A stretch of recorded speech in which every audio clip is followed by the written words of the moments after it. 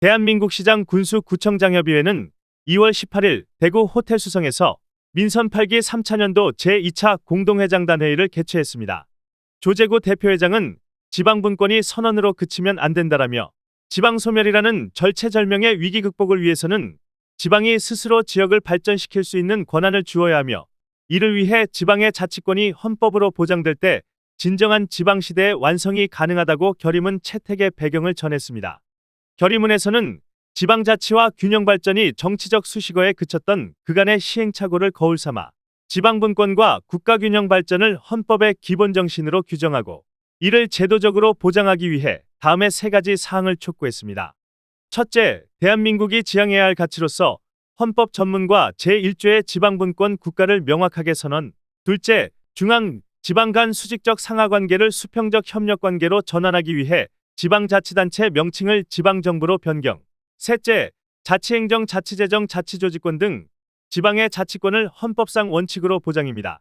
이어 본 회의에서는 현재 유보통합의 기본 취지는 공감하지만 시군구의 재정 부담만 떠넘기는 추진 방안에 대해 반대한다는 데 대해 인식을 재확인하였습니다. 아울러 제대로 된 유보통합을 위해서는 원점 재검토가 필요하고 통합조정 기능을 가진 기관에서 재논의되어야 한다고 강조했습니다.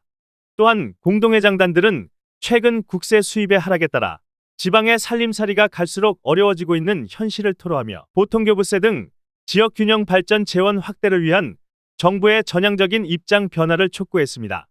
한편 이날 협의회 공동회장단 회의 개최를 축하해 주기 위해 참석한 홍준표 대구시장은 축사를 통해 어려운 시국에서도 기초자치단체의 흔들림 없는 리더십을 당부하며 앞으로 개헌 논의 등이 있을 경우 지방자치가 더욱 발전하기 위해서는 재정분권이 무엇보다 중요하다고 힘주어 말했습니다. 재정 문제입니다. 재정 문제 때문에 광역단체나 기초자치단체가 해마다 10월이 되면 국회로 가서 업소를 해야 되는 그런 형편에서 지방자치가 제대로 수행하기가 점점 어렵게 되어가고 있습니다. 수도권 1급 체제, 1급 체제 이야기하는데 이제는 각 지역마다 거점 지역을 중심으로 발전하는 그런 지방화 시대가 되어야 할 겁니다. 그 정책을 역대 정부에서 전부 추진하고 실제로 노무현 정부 시절부터 공공기관 지방 이전을 우리가 추진하면서 균형 발전하자 그렇게 했지만은 지방에 공공기관이 오더라도 금요일 오후가 되면 텅텅 빕니다. 가족들이 내려오지 않죠. 혼자 내려오죠.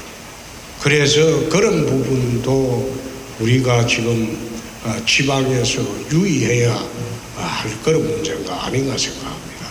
교육 때문에 못 내려오고 의료 때문에 못 내려오고 문화 때문에 못 내려오고 그렇게 해서 공공기관의 직원들만 내려와서는 국가균형 발전이 되기가 어렵죠. 그래서 지방에서도 교육, 의료, 문화 그런 정주시설이 풍만해야지 수도권 못지않은 정주시설이 될 때 국가균형 발전이 될 수가 있습니다. 그래서 앞으로도 이런 문제가 우리가 집중적으로 논의가 되어야 할 문제가 아닌가 그런 생각을 합니다. 지방자치가 실시가 되었지만은 재정 문제로 인해서 국가의 사실상